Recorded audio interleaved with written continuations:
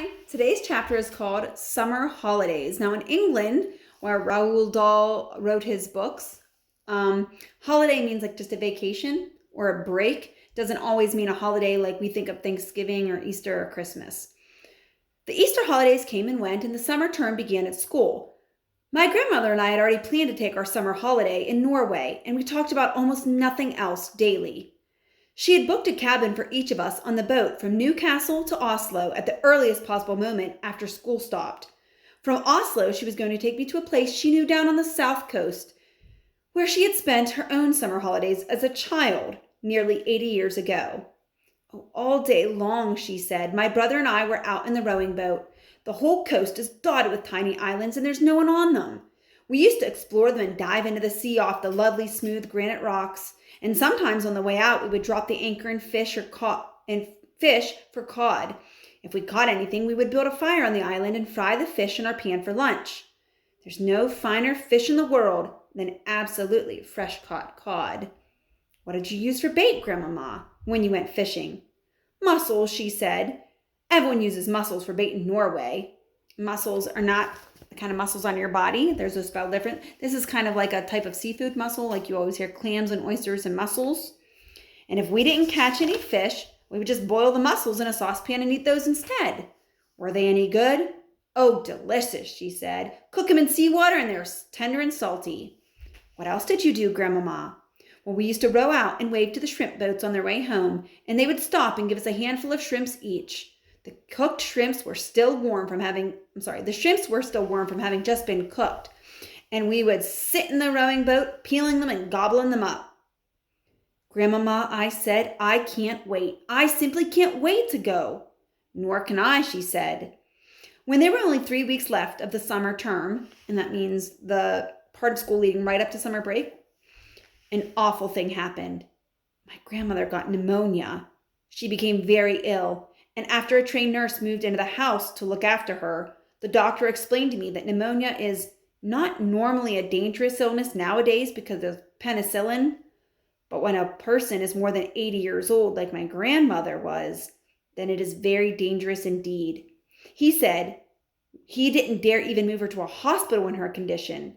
So she had to stay in her bedroom, and I hung outside the door while oxygen cylinders and all sorts of other frightening things were taken into her. Can I go in and see her? I asked. No, dear, the nurse said, not at the moment. A big jolly lady named Mrs. Spring, who used to come and clean our house every day, also moved in and slept at the house. Mrs. Spring looked after me and cooked my meals. I liked her very much. Oh, but she didn't have a patch on my grandmother for telling stories. One evening, about 10 days later, the doctor came downstairs and said, You can go in and see her now, but only for a short time. She's been asking for you. I flew up the stairs and burst into my grandmother's room and threw myself into her arms. Hey there, the nurse said. Be careful with her. Will you be all right now, Grandmama? I asked. Oh, the worst is over, she said. I'll be up soon again. Will she? I asked the nurse. Oh, yes, said the nurse, smiling. She told us she simply had to get better because she has to look after you. I gave her another hug. They won't let me have a cigar, she said. But you wait till they're gone. Oh, she's a tough old bird, all right, the nurse said. We'll have her up out of bed in another week. And the nurse was right. Within a week, my grandmother was thumping around the house with her gold-topped cane, interfering with Mrs. Spring's cooking. I thank you for all your help, Mrs. Spring, but you can go home now. Oh, no, I can't, said Mrs. Spring. The doctor told me to see to it that you take it very easy for the next few days. The doctor said more than that. He dropped a bombshell on me and my grandmother by telling us that on no account could we risk a journey back home to Norway this summer. Oh, rubbish, said my grandmother. I promise my grandson will go. It's too far, said the doctor. It would be very dangerous. But I'll tell you what you can do. You can take your grandson to a nice hotel on the south coast of England instead. The salty sea air is just what you need. Oh, no, I said.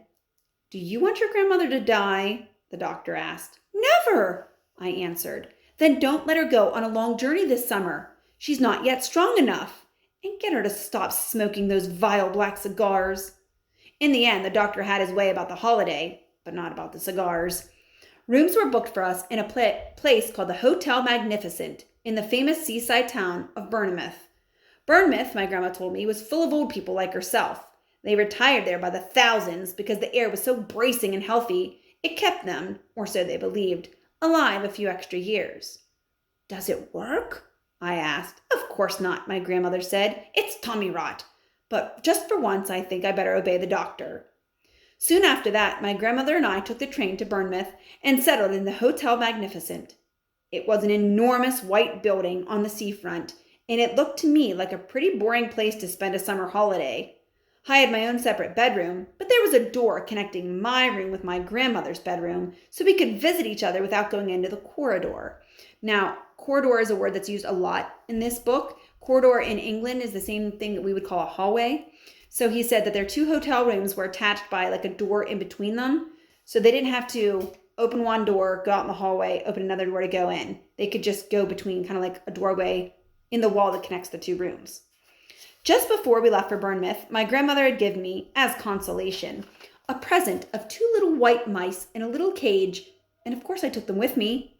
Oh, they were terrific fun, those mice. I called them William and Mary.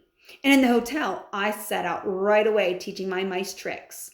The first trick I taught them was to creep up the sleeve of my jacket and come out by my neck. Then I taught them to climb up my back of my head onto the top of my head. I did this by leaving a trail of cake crumbs in my hair. On the very first morning after our arrival, the chambermaid was making my bed when one of my mice poked its little head out from under the sheets. The maid let out a shriek that brought a dozen people running in to see who had been murdered. I was reported to the manager for having mice in the hotel. Then there followed an unpleasant scene in the manager's office with the manager, my grandmother, and me. The manager, whose name was Mr. Stringer, was a bristly man in a tall tailcoat. "I cannot permit mice in my hotel, madam," he said to my grandmother.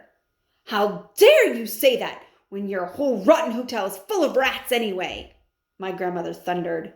"Rats?" cried Mr. Stringer, going mauve in the face. That's like a deep purple or red. He's half embarrassed and half angry. "There are no rats in this hotel." "I saw one this very morning," said my grandmother. "It was running down the corridor into the kitchen." "That's not true," Mr. Stringer said. "You'd better get the rat catcher in at once," my grandmother said, "before I report you to the public health authorities. I expect there's rats scuttling all over the kitchen floor and stealing food off the shelves and jumping in and out of the soup." "Never!" cried Mr. Stringer. "No wonder my breakfast toast was all nibbled around the edges this morning," my grandmother went on relentlessly. "No wonder it had a nasty, ratty little taste. If you're not careful, the health people will be ordering the entire hotel to be closed before everyone gets typhoid fever from your rats." "You are not being serious, madam," said Mr. Stringer. "I was never more serious in my life," said my grandmother. "Are you or are you not going to allow my grandson to keep his harmless little white mice in his room?" Did Grandma really see rats in the hotel? Did it mention it before? No, she's trying to threaten the manager to tell everyone in the public that there was rats there so that no one would stay in the hotel and the hotel would lose lots of money. But she says, "I won't tell people that there are rats here if you let my grandson keep his white mice." Not very honest, not very kind, but pretty clever. The manager knew when he had been beaten. "May I suggest a compromise, madam?" he said. "I will permit him to keep them in his room as long as they are never allowed out of his cage. How's that?" "Well, that will suit us very well," said my grandmother. She stood up and marched out of the room with me behind her. There is no way you can train mice inside a cage. Yet I dared not let them out because the chambermaid was spying on me all the time. She had a key to my door and she kept bursting in at all hours trying to catch me with the mice out of the cage. She told me that the first mouse to break the rules would be drowned in a bucket of water by the hall porter. I decided to seek a safer place where I could carry on with my mouse training. There must surely be an empty room in this enormous hotel.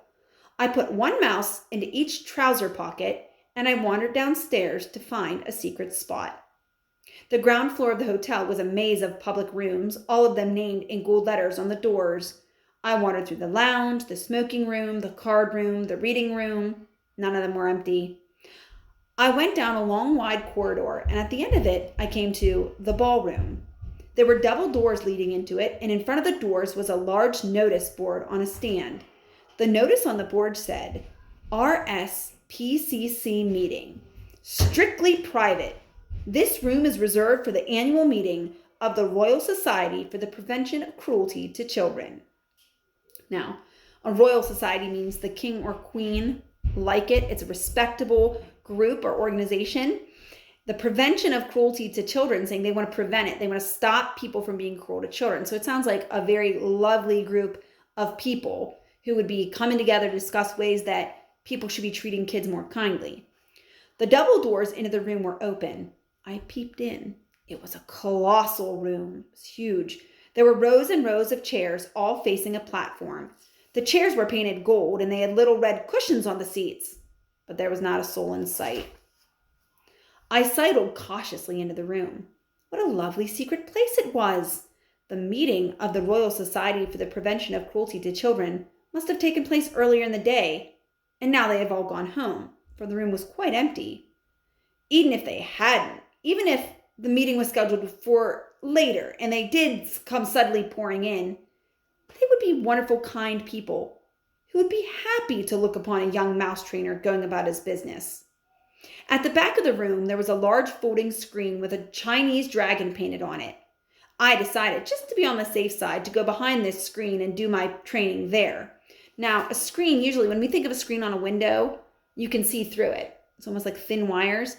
This kind of screen is solid. You can't see through it. It's kind of like, I'm sure you've seen in movies before, in dressing rooms, where it's a screen standing up like this, and there's material where people go behind it and they throw their clothes up on when they're getting changed, but you can't see it. It gives you privacy without making a whole nother room. So he went behind this screen. That way, if someone like the maid or the manager, Mr. Stringer, did come in, he wouldn't get caught having his pet mice, William and Mary, out of their cages. I tiptoed to the back of the room and settled myself on the thick green carpet behind the big screen. What a splendid place this was. Ideal for mouse training. I took William and Mary out of my trouser pockets. They sat beside me on the carpet, quiet and well behaved. The trick I was going to teach them today was tightrope walking. It's not that difficult to train an intelligent mouse to be an expert tightrope walker, provided you know exactly how to go about doing it. First, you must take a piece of string. I had that. Then you must have some good cake. A fine currant cake is the favorite food of white mice. They're just dotty about it. I had brought with me a rock cake, which I had pocketed while having tea with Grandmama the day before. Now here's what you do. You stretch the string tight between your two hands, but you start by keeping it very short, only about 3 inches. You put the mouse on your right hand and a little piece of cake on your left hand. The mouse is therefore only 3 inches away from the cake. He can see it and he can smell it. His whiskers twitch with excitement. He can almost reach the cake by leaning forward, but not quite. He only has to take 2 little steps on the string, and he will get the tasty morsel. He ventures forward, one paw on the string, then the other. If the mouse has a good sense of balance, and most of them do, he will get across easily. I started with William. He walked along the string without a moment's hesitation. I let him have a quick nibble of the cake, just to get his appetite ready. Then I put him back on my right hand. This time I lengthened the string. I made it about 6 inches long. So he trained him here, put the mouse here and the cake here. So he had to walk just a little bit. And then after he did that, he lengthened it. With superb balance, William walked step by step across the string until he reached the cake. He was rewarded with another nibble. Quite soon, William was walking a 24-inch tightrope, or rather tight string, from one hand to the other to reach the cake. 24 inches, that's 2 feet. That's pretty good. He was enjoying himself tremendously. I was careful to hold the string near the carpet so that even if he did lose balance, he wouldn't fall that far to the ground. But he never did fall. William was obviously a natural acrobat, a great tightrope walking mouse. And now it was Mary's turn. I put William on the carpet beside me and rewarded him with some extra crumbs and a currant. Then I started going through the same routine all over again with Mary. My blinding ambition, you see, my dream of dreams, was to be one day the owner of a white mouse circus. I would have a small stage with red curtains in front, and when the curtains were drawn apart, the audience would see my world-famous performing mice walking on tight ropes, swinging from trapeze, turning somersaults in the air, bouncing on trampolines, and all the rest of it. I would have white mice riding on white rats, and rats would gallop furiously around the stage. I was beginning to picture myself traveling first class all over the globe with my famous White Mouse Circus and performing before all the important people of Europe. I was about halfway through Mary's training when suddenly I heard voices outside the ballroom door. The sounds grew louder. It swelled into a great babble of speech from many throats. I recognized the voice of the awful hotel manager, Mr. Stringer. Oh, help, I thought. But thank goodness I was hidden behind the huge screen. I crouched behind it and peered through the crack between the two fold sections. I could see the entire length and width of the ballroom without anyone seeing me. So the two panels in the screen were kind of like this, and he was looking through. They couldn't see him, but he could look through the crack and see all these people coming into the ballroom. Well, well, ladies, I am sure you will be quite comfortable in here, Mr. Stringer's voice was saying. Then in through the double doors he marched, black tailcoat and all, spreading his arms wide as he ushered in a great flock of ladies. If there is to be anything we can do for you, do not hesitate to let me know. Tea will be served for all of you on the Sunshine Terrace after you have concluded your meeting. With that, he bowed and scraped himself out of the room as a vast herd of ladies from the Royal Society of the Prevention for Cruelty to Children came streaming in. They wore pretty clothes, and all of them had hats on their heads. Okay, I hope you join me tomorrow, because tomorrow is one of the best chapters in the whole book, and it's called The Meeting. See you then.